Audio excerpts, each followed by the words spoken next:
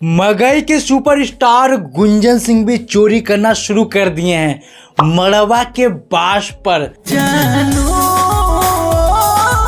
बास पा हवलास हमर जाई, जो कि विकास राव 2 सप्ताह पीछे ही गाना गाए हुए थे। ओही बास पा हवलास हमर जाई, और 3 लाख व्यू आ रखा है उनका ऑफिशियल चैनल से।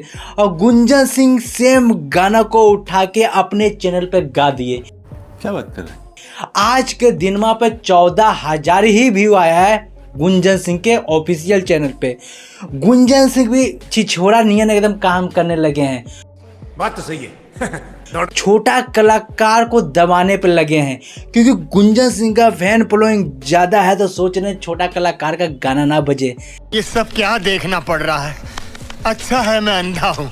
लेकिन गाना तो एक नंबर है क्योंकि अभी के जमाना का गाना है और लगन का समय है। तो लगन का समय में ऐसा गाना खूब चलता है, लैला मजनू सैड सॉन्ग। लेकिन सवाल यही उठता है, क्या गरीब आदमी को क्यों सताया जाता है?